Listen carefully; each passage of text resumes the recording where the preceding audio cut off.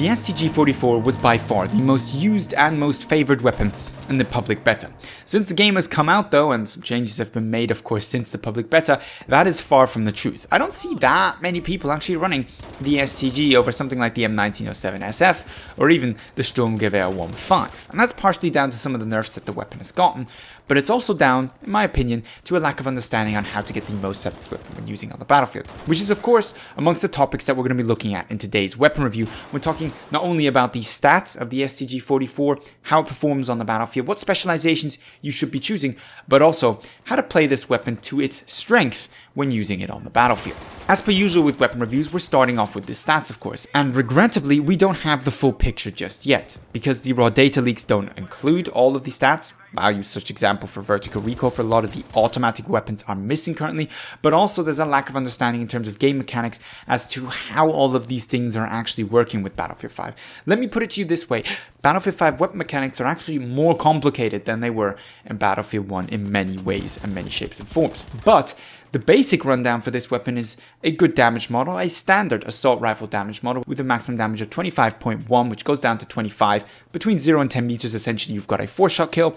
Between 10 to 50 meters, because of its minimum damage at 50 meters of 20, you've got a 5-shot kill. And from that point onwards, you're going towards your 17 damage, which means of course a 6-shot kill. This is the kind of damage model you see pretty much on most assault rifles, exception I believe is the M1907 SF. At least of these three launch assault rifles, more of course could be added over time and they may have different attributes, and is a similar damage model to what pretty much all of the LMGs sport as well. Which is a little bit different with this weapon is of course its fire rate at 599 rounds per minute. It's got a good 31 bullet magazine and some pretty decent muzzle velocity as well at 620 meters per second. Reload times are on the shorter side of things, but not exactly blazing fast at 2.4 seconds for the short and 3.1 seconds for the long reload. And while we don't have vertical recoil, we do have horizontal recoil, which sits without specializations at 0.21 to the left and right. Also to note before we talk about those specializations and how they may improve this weapon is the spread values to begin with. Naked, no specializations, this weapon comes in with a minimum ADS while standing and not moving at 0.1, a minimum ADS while standing and moving simultaneously at 0.3, and hipfire at 3.0. Hipfire, bad, as pretty much the case with all assault rifles if they're not specialized in that direction, and accuracy while aimed, be that standing still or be that strafing, pretty damn good, way beyond what we could of course expect in previous Battlefield games. In terms of specializations then, if you understand a little bit about how this weapon works and where it's supposed to work, the choices are quite clear. For me, it's quick aim, ported barrel, barrel bedding, and recoil buffer. Essentially, faster aim down sight, a decrease in horizontal recoil, an increase to aimed accuracy while standing still, and lastly, a decrease to vertical recoil. There's some changes that I think you can justify here as well. You could go with the slings and swivels, which allows you to switch between your primary and secondary weapons in the first choice as well, if you prefer that over quick aim. And you could also go for an increase to accuracy while aimed down sight and moving instead of the vertical recoil buff, if that's the kind of thing you prefer and you find the vertical recoil already relatively easy to control. In my personal opinion, however, I think this weapon is already pretty damn accurate while aiming down sight and strafing back and forth, and really, it's a bad habit if you don't have to be fighting against snipers. Standing still is always going to give you an accuracy buff, whether or not you go for that specialization as not, which is what I mostly try to do with this weapon when using it at more medium-long ranges, where the spread could start to actually impact my DPS on target. I wouldn't recommend you set this weapon up like a hipfire weapon because it simply doesn't have the raw time to kill in terms of close quarters. There's other weapons amongst the assault class and amongst other classes of weaponry that perform very, very well at close quarters and would benefit more from a hipfire setup, the M1907 SF for example, or of course guns like the Suomi or the Tommy gun for the medic SMG class of weaponry.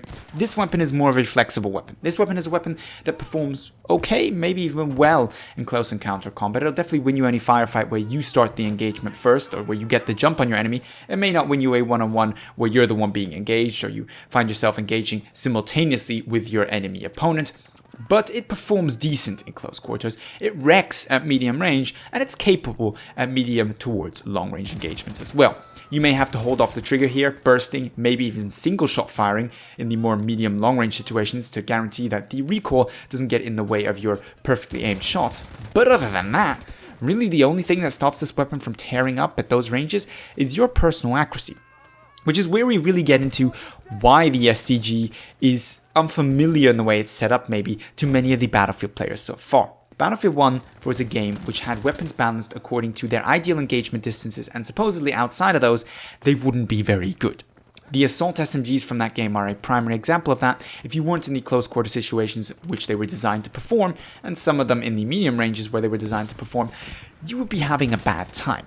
And the STG very much breaks that mold. It's a weapon that doesn't have a distinct advantage in close quarters, in medium range or even long range, but trades that in for all range competence. If you aim your shot, and if you go for headshots especially, you've got a fair fighting chance against pretty much anybody out there. You'll have to adapt to the target, the number of targets, their situations. Don't take on an MMG player who's bipoded up, obviously.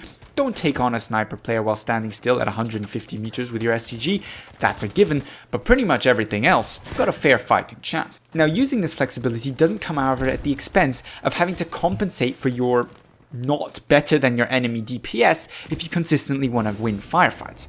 You have to bring better accuracy, better shot placement, or simply more flanking and better positioning to the table in terms of cover if you want to beat your enemies with this weapon. But your weapon won't stop you from doing that if you know how to use it correctly.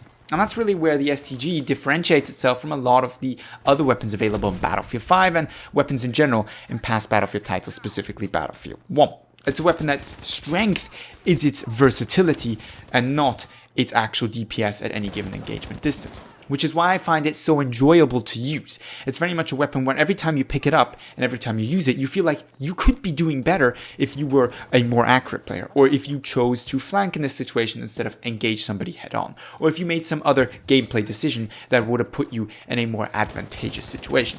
Run and gun is not the way of the STG. More careful, more methodical, more proactive playstyle is definitely what is going to benefit this weapon more, and in that sense, it compares more to the Medic's SLRs and the slow-firing LMGs from Battlefield 1 than it does to the actual assault SMGs from Battlefield 1 in how it's played, which is actually interesting in its own right. To round things off here and to more or less confirm what I've been saying, in terms of DPS, this weapon sits around the BF5 and raw DPS, it pretty much is exactly the same. The advantage with the STG, of course, is an automatic fire rate, which means missing shots is less impactful on your time to kill because of its higher fire rate versus a semi-automatic. And of course, you're more easily able to achieve your maximum time to kill thanks to, well, you just have to hold trigger to get your maximum fire rate, which is not the case, of course, with semi-automatics. At the same time, long ranges, the semi-automatics will have a leg up on you in terms of damage. So know that when you choose the STG, you may be rocking the most flexible AR in the game, but you're most definitely not rocking the most flexible weapon. And you're trading long range performance and flexibility for more close medium range advantages compared to the semi-automatics which the assault class has available as well. So when choosing between something like a Turner SMLE, which has a better time to kill theoretically, and a BF5 and something like the STG, it's really going to depend on your personal playstyle and the situations, but all I can say so far is that the STG, definitely always a reliable pick and one of the most flexible weapons available in Battlefield 5.